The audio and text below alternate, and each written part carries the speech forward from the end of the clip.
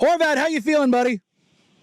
Feeling a little bit better, guys. I got traveling. I feel like everybody gets sick or is sick.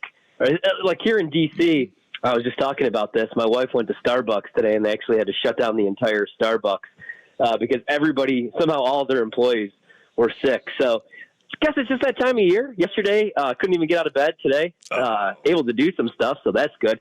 I said, as long as I'm okay by the weekend and definitely Monday for the national championship game, then I'm fine with that, you know? Look, I'm right there with you. I got all through all football season, no sickness, and then I get back from the Fiesta Bowl, and all of a sudden I feel like I'm getting sick. It just sucks. It sucks all the way around. Yeah. But we're glad to have you back. Glad you're powering through.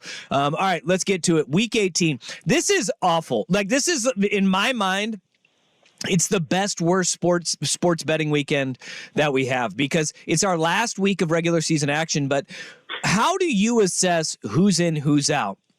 Because there's quarterbacks that dictate the outcomes of these games in Week 18, but we want to get in on the action. It's a fleeting time of sports betting. Yeah, so I actually really like Week 18. I know that's kind of like disgusting, but I think there's some ways that you could take advantage, right? So you're going to hear a lot of people that are going to say, okay, you got these teams that are playing bad teams, and all they have to do is win and get in. But I like to fade those teams. So we get a couple examples. We got the Panthers as 5.5-point dogs against the Bucs. I like them. We got the Titans 5.5-point dogs against the Jags. I like them. We got the Cardinals +3 against the Seahawks. I do not like them. And then we got the Bears +3 against the Packers, and I love them. And that's because there's a trend, and I'm not the biggest trend guy, but since 1990, eliminated teams that are, they just need to win over the final 2 weeks of the regular season. 164-4. Whoa. So pretty much these spoiler teams are covering at a 61% clip. For a lot of these teams, like take the Bears, for example, sure, their season's over, but they're a much different team second half of the season. They have a top 10 defense. They have a head coach who's coaching for his life. They have Justin Fields, who's playing for his spot in Chicago next year. And so I think they might pull off the upset against Green Bay. So it always seems so easy just to take a team like the Bucs, the Jags, because if they win, they're in. But I like taking those teams that are playing spoiler because for most of these teams, it's their Super Bowl, it's their last week, and then they head to vacation. And then you mentioned the backup quarterbacks. So I love the Ravens. I can't believe the Ravens are 4-point dogs against the Steelers, you guys. Now, Snoop Huntley is clearly not Lamar Jackson. There's a drop-off there. But Tyler Huntley can play. Like, he should have won a playoff game last year if he doesn't fumble on the end zone. In Baltimore, as underdogs, 20-4 against the spread in their last 24 games as a dog. That includes 20-5 against the spread since 2018. And when Mike Tomlin and Harbaugh meet, the underdog in this game, 23-5-3 against the spread, covering at an 82% clip. So, again, not the biggest trends guy, and I don't like blindly betting stuff, but Ravens, Steelers, I just always take the underdog. And I still think some guys are going to go for the Ravens. Like, Huntley is going to play for Lamar. We get that. You want to keep him healthy. But I think we'll see Odell Beckham Jr. at least for a little bit. And some of the other guys, like, he needs 5 catches for $250,000. He needs 185 yards. Yeah, that's for $750,000. So that's what I'm looking at this weekend, is like trying to take advantage of a market that might not be paying attention to a whole lot. All right. We had I would say a less than stellar bowl season until we got to the college football playoff. Semis, baby. Yeah, those 2 games ended up being spectacular. What are the news notes, trends that are going to be impacting the national championship game coming out of the college football playoff? Yeah, so I think Washington's going to be a public dog, and I understand why. It's really tough to bet against them right now, especially if you're catching anything over a field goal. I just think that this is going to be a bad matchup. And I know we said that about Oregon, but I just think Michigan's a different team. And I'm not a Michigan guy. I'm a Notre Dame guy, but I've watched every game this season, and they're boring, but they kind of bore you to death, and that defense is really good. Hate betting against Michael Penix, but if Michigan's able to get some pressure, I think the key trend is Washington has one of the best offensive lines in the country, if not the best offensive line. He's kept clean, on 80% of his dropbacks. But when you do get pressure, if you force him out of the pocket, he's only completing like 48% of his passes. So I think if Michigan could get home, if they blitz a little bit, if they get natural pressure, maybe they could limit him. I still think Washington's going to put some points up. But the reason I like Michigan here is Washington, outside the top 75 in most categories against the run. And that's what Michigan wants to do in this game. I think it's going to be a huge Blake Corum game. We bet his rushing yards at 75.5. I looked this morning; it's already up to 100. I still like that. Blake Corum to score a touchdown in this game is minus 300. To score 2 touchdowns, it's even money. So I took a little bit of that. But I think that's the trend, and like that's the way that Michigan wins this game. You get pressure on Penix, and then you run the ball right down their throats. That said, I bet Michigan, but I wouldn't hate to see Washington win this game. I love Kalen DeBoer. I love Penix. I like all three of those wide receivers, especially Rome Odunze. Scary team to bet against.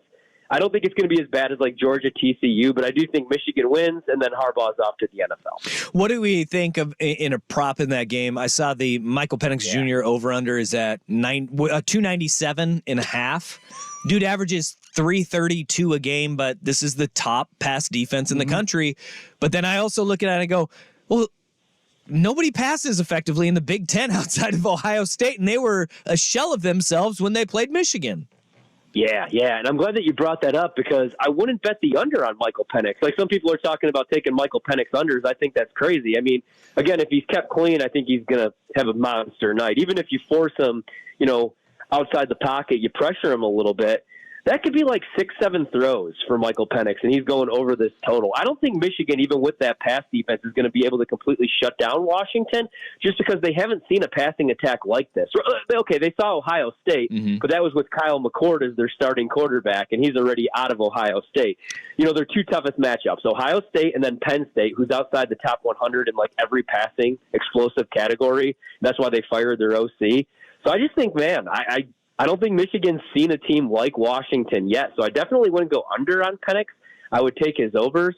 So that'd be the only way that I would look with him. And then the other thing I was looking at would be maybe rushing yards for J.J. McCarthy as well as Blake Corum. J.J. McCarthy could use his legs. You saw that a little bit against Alabama. I think we might see some more RPO, quarterback design run stuff. So I would still take overs on Penix.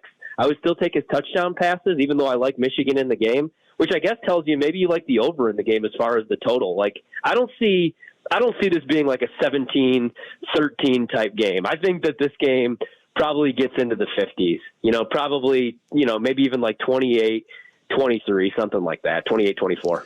I want to pivot to the NBA and kind of an underlying story that's kind of circulating through a lot of media members, and that is what the Oklahoma City Thunder are doing right now. If you look across the board, the OKC is for a conference winner, they're anywhere between plus 800 and plus 1,000.